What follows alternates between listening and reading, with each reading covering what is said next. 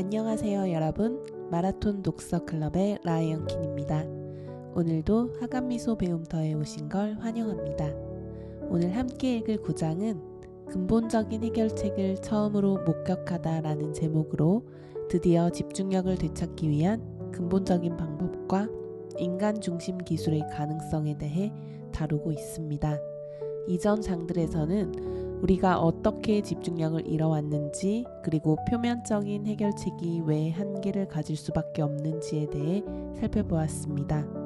이번 장에서는 진정으로 집중력을 회복할 수 있는 해결책이 무엇인지, 그리고 이를 가능하게 하는 기술이 실제로 어떻게 작동할 수 있는지에 대해 이야기합니다. 요하나리는 인간의 집중력과 주의력을 지키기 위해 테크가 어떻게 설계되어야 하는지를 구체적으로 이야기합니다. 오늘 이 시간을 통해 기술과 인간의 공존에 대해 깊이 생각해보고 집중력을 되찾는 방법을 모색해보는 기회가 되었으면 합니다. 그럼 이제 9장 근본적인 해결책을 처음으로 목격하다 시작하겠습니다. 9장 근본적인 해결책을 처음으로 목격하다. 저커버그는 왜 과학자들의 연구 결과를 무시했을까? 기술의 작동 방식에 대해 많은 것을 알게 된 이후 내게는 두 가지 명백하고 시급한 질문이 남았다. 첫째, 침략적인 기술이 우리의 집중력과 주의력을 훼손하는 것을 막기 위해 실제로 어떤 변화를 이뤄낼 수 있는가? 둘째, 어떻게 하면 현실에서 이 거대한 기업들이 그러한 변화를 도입하게 강제할 수 있는가? 트리스탄과 아자는 오래 지속되는 해결책을 찾으려면 문제의 근본 원인으로 치고 들어가야 한다고 생각하게 되었다. 이러한 이유로 어느 날 아침 아자가 내게 이렇게 딱 잘라 말한 것이었다. 그냥 감시 자본주의를 금지하면 됩니다.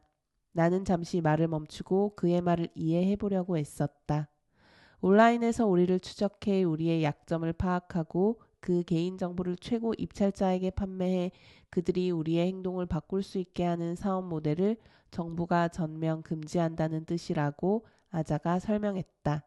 그는 이 모델이 완전히 반민주적이고 반인간적이므로 없애야 한다고 본다.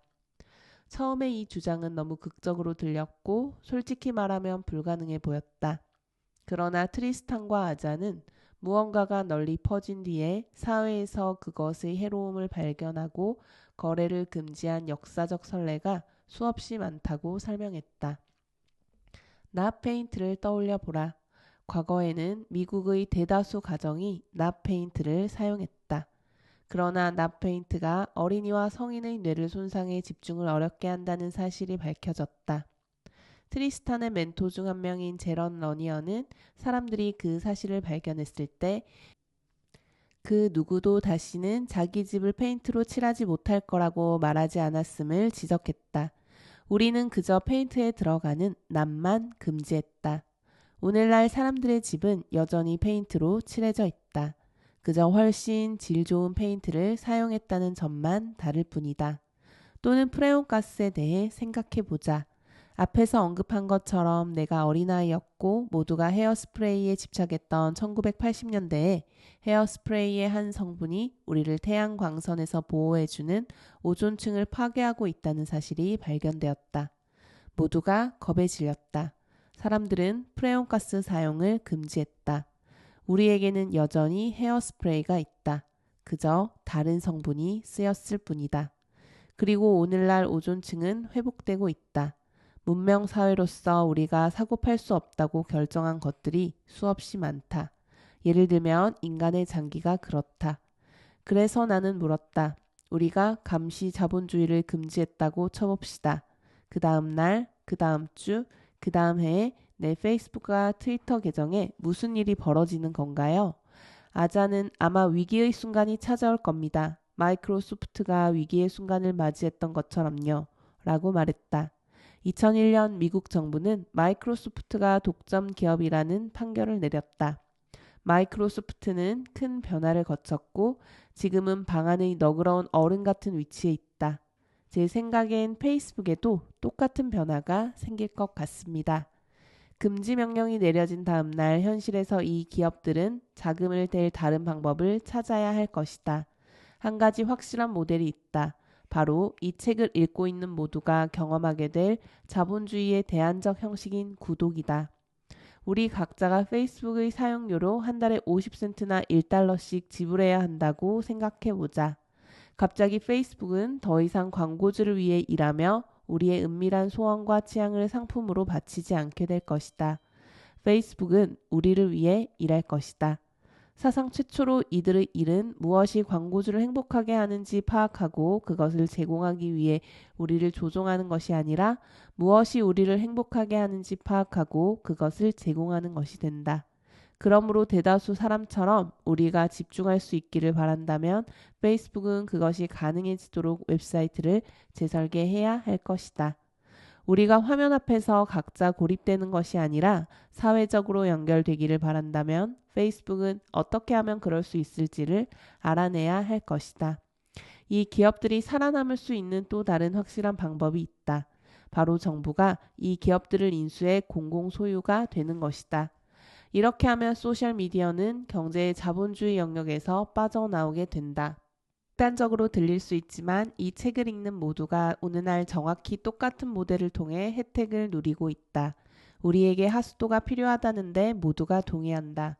콜레라가 창궐하고 거리에 대변이 굴러다니던 시절로 돌아가고 싶은 게 아니라면 하수도는 반드시 필요한 시설이다. 그렇기에 사실상 모든 국가에서 정부가 하수도를 소유하고 보수하고 규제한다. 가장 확고한 반정부 운동가들조차 이것이 국가 권력을 잘 사용하는 사례임에 동의한다. 정부는 이와 똑같은 모델을 사용해서 현재 소셜미디어가 반드시 필요한 공공사업임을 인정하고 잘못된 유인책에 따라 운영되면 콜레라 창궐에 맞먹는 심리적 문제를 일으킨다는 사실을 설명할 수 있다. 정부가 소셜미디어를 직접 운영하는 것은 안 좋은 생각일 것이다. 독재자가 소셜미디어를 남용하는 상황은 쉽게 상상할 수 있기 때문이다. 다행히 우리에게는 더 나은 선택지가 있는데 정부에서 독립해 소셜미디어를 공동으로 소유하는 것이다. 영국의 BBC 방송국은 영국 국민이 소유해 자금을 대고 있으며 영국 국민의 이익을 위해 운영되지만 매일매일의 운영은 정부와 무관하다. 이 모델은 완벽하지는 않지만 충분히 잘 돌아가고 있어서 현재 BBC는 전 세계에서 가장 높은 평가를 받는 미디어 조직이 되었다. 일단 재정적 유인책이 바뀌면 이 웹사이트들의 속성은 바뀔 수 있다. 그리고 우리는 이미 그 방식을 상상할 수 있다. 아자는 일단 적절한 재정적 유인책이 마련되면 우리의 집중력과 사회를 망가뜨리는 대신 회복시킬 수 있도록 주요 소셜미디어 사이트를 재설계하는 것이 기술적으로 그리 어렵지 않다라고 말했다. 처음에 나는 이 말을 이해하기 어려워서 여기서 말하는 변화가 발생한 후에 소셜미디어가 어떤 모습일 수 있을지 물었다. 트리스탄과 아자를 비롯한 사람들은 사소한 변화에서 시작해 큰 변화까지 설명했고 무슨 일이 벌어져야 이러한 변화를 일으킬 수 있는지를 이야기했다. 먼저 이들은 이 기업들이 우리를 일부러 산만하게 만들고 우리가 원하는 수준보다 더 오래 온라인에 머물게 하는 수많은 기능을 앱과 웹사이트에서 하룻밤 사이에 없앨 수 있다고 설명했다. 아자는 이렇게 말했다. 예를 들어 페이스북은 하루에 한 번만 푸시 알림이 뜨도록 여러 알림을 통합할 수 있습니다. 당장 내일 그렇게 할 수 있어요. 행동에 코카인을 조금씩 꾸준히 주입하며 몇 분마다 누가 내 사진에 좋아요를 눌렀고 게시글에 댓글을 남겼고 내일이 생일이고 등등을 알려주는 대신 신문처럼 모든 정보를 요약한 내용을 하루 한 번만 보내는 것이다. 그러면 우리는 1시간에 몇 번이고 방해를 받는 대신 하루에 한 번 알림을 받게 될 것이다. 또 다른 요소도 있죠. 그가 말했다. 무한 스크롤이요. 아자가 개발한 무한 스크롤은 우리가 화면의 맨 밑에 도달했을 때 자동으로 더 많은 정보를 끝없이 띄우는 기능이다. 뇌가 관여해서 결정을 내리기 전에 먼저 우리의 충동을 이용하는 거예요. 페이스북과 인스타그램을 비롯한 소셜미디어 기업은 무한 스크롤 기능을 그냥 꺼버릴 수 있다. 그러면 화면의 맨 밑에 다다랐을 때 계속해서 스크롤을 내릴 것인지를 의식적으로 결정해야 한다. 마찬가지로 이 웹사이트들은 심각한 정치 양극화를 일으켜 한 집단으로서의 주의력을 빼앗아가는 기능을 없앨 수 있다. 유튜브의 추천 엔진이 사람들을 급진화한다는 증거가 있기 때문에 트리스탄은 한 인터뷰어에게 이렇게 말했다. 그냥 없애야 합니다. 유튜브는 그 기능을 즉시 없앨 수 있어요. 그는 추천 기능이 도입되기 이전에 사람들이 길을 잃고 다른 사람에게 이제 무엇을 볼지 말해달라고 요구했던 게 아님을 지적한다. 이들은 우리의 정신을 오염시키는 가장 명백한 요소들이 사라지고 나면 더욱 깊이 들어가서 우리가 더 수월하게 절제하고 장기적 목표를 생각할 수 있도록 이 웹사이트들을 재설계할 방법을 알아낼 수 있다고 말했다. 아자는 인터페이스를 어떻게 바꿀 수 있을지 상상하는 것은 별로 수고스럽지 않은 일이에요. 라고 말했다. 가장 명백한 사례는 내가 트리스탄과 나눈 첫 번째 대화에 등장하는데 바로 현재 근처에 있고 오늘 만남을 갖고 싶다고 말하는 친구들을 보여주는 버튼이 생길 수 있다. 그 버튼을 클릭하면 친구들과 연결되고 핸드폰을 내려놓고 그들과 시간을 보내게 된다. 소셜미디어는 우리의 집중력을 빨아들여 바깥 세상과 멀어지게 하는 진공 청소기 대신 트램펄린이 되어 우리를 가장 효율적으로 바깥 세상에 내보내고 우리가 만나고 싶어하는 사람들과 어울리게 할 수 있다. 마찬가지로 페이스북 계정을 만들 때 그 사이트에서 하루나 한 주에 얼마나 시간을 보내고 싶은지를 물을 수 있다. 사용자는 10분이나 2시간을 댈 수 있고 웹사이트는 사용자가 그 목표를 이룰 수 있도록 돕는다. 한 가지 방법은 정한 시간을 다 썼을 때 웹사이트의 속도를 급격히 느려지게 하는 것이다. 실험 결과 아마존은 페이지 로딩 속도가 0.1초만 느려져도 상품을 끝까지 구매하려는 사람 수가 크게 감소한다는 사실을 발견했다. 아자는 말했다. 뇌에게 우리의 충동을 따라잡고 질문할 기회를 주는 겁니다. 너 정말 여기에 있고 싶니? 아니. 더 나아가 페이스북은 주기적으로 우리에게 삶을 어떻게 바꾸고 싶으냐고 물을 수 있다. 사용자는 운동을 더 많이 하거나 정원 가꾸는 법을 배우거나 채식주의자가 되거나 헤비메탈 밴드를 시작하고 싶을 수 있다. 그러면 페이스북은 근처에서 비슷한 변화를 원하며 운동 친구처럼 함께 그 변화를 추구할 친구를 찾는다고 말하는 사람을 소개해 줄 수 있다. 아자는 그렇게 되면 페이스북이 사용자가 원하는 행동으로 주변을 둘러쌀 수 있는 하나의 방법이 될 것이라 말한다. 수많은 과학적 증거가 무언가를 바꾸고 싶다면 그렇게 하고 있는 사람들을 만나야 한다는 사실을 보여준다. 이들은 현재 소셜미디어가 우리의 집중력을 낚아채서 최고 입찰자에게 판매할 수 있도록 설계되어 있지만 우리의 목적을 이해해서 그 목적을 달성하게 돕는 방식으로 설계될 수도 있다고 말했다. 트리스탄과 아자는 이처럼 삶을 긍정하는 페이스북을 설계하는 일이 현재처럼 삶을 소모하는 페이스북을 설계하는 일만큼이나 쉽다고 말했다. 길에서 사람들을 붙잡고 이 두 가지 버전의 페이스북을 묘사한다면 대다수 사람이 우리 목적에 부응하는 페이스북을 원한다고 말하리라 생각한다. 그런데 왜 그런 일이 벌어지지 않는 것일까? 트리스탄과 아자는 다시 사업 모델의 문제로 돌아가게 된다고 말했다. 만약 소셜미디어 기업들이 방금 말한 변화를 즉시 단행한다면 막대한 수익을 잃게 될 것이다. 이 기업들의 현재 경제 구조 내에서는 우리의 집중력과 사회 전체를 위해 올바른 선택을 내릴 수 없다.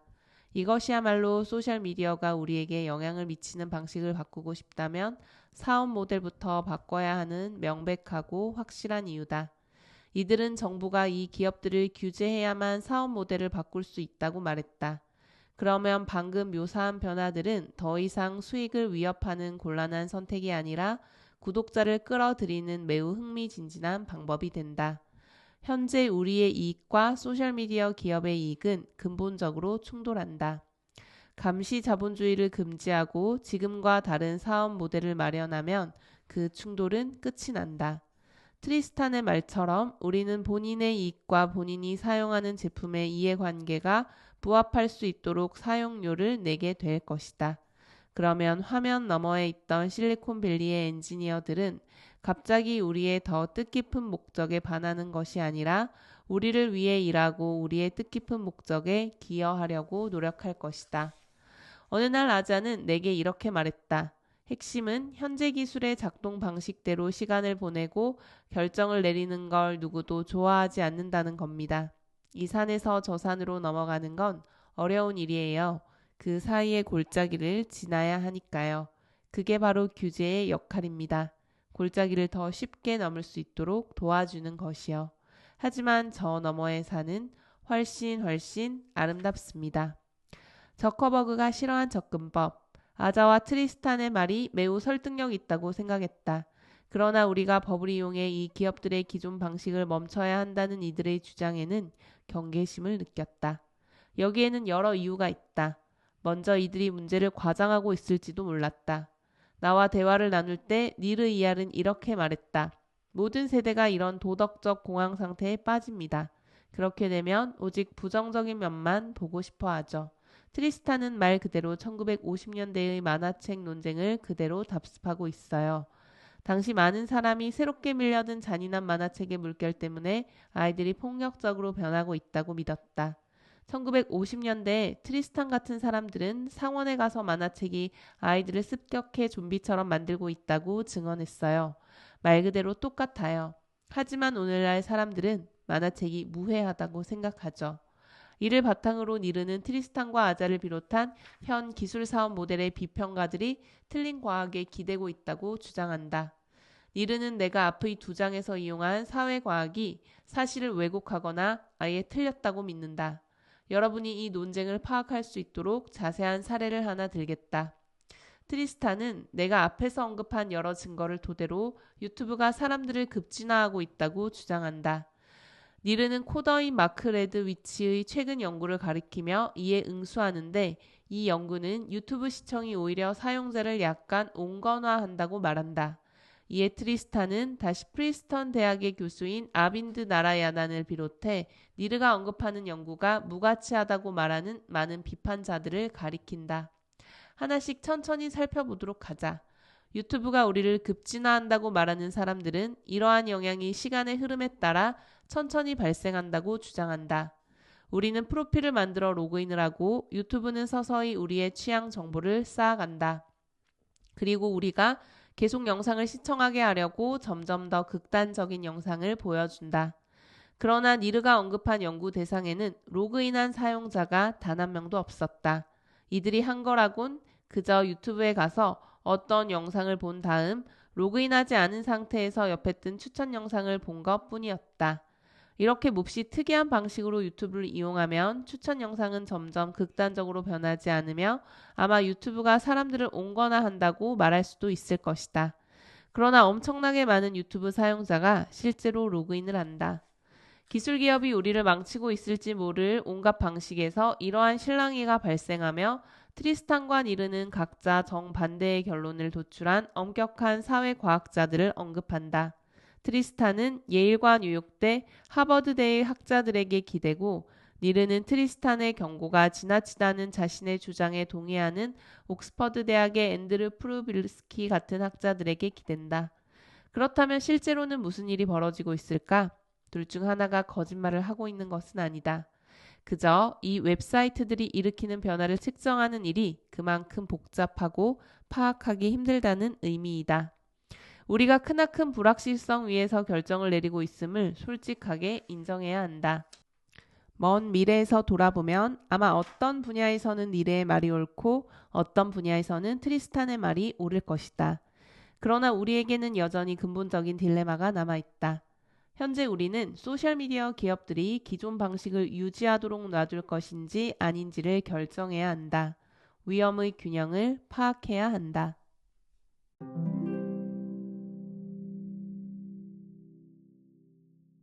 네, 오늘도 끝까지 함께 해주셔서 감사합니다.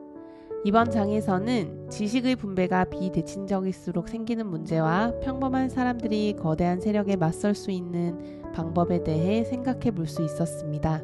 우리는 종종 거대한 시스템이나 기업의 영향력 앞에서 무력감을 느끼고는 하지만 이 장은 작은 행동과 집단의 힘이 변화를 이끌어낼 수 있음을 이야기합니다. 중요한 것은 우리가 더 많은 지식을 공유하고 함께 문제를 인식하며 행동할 용기를 가지는 것입니다.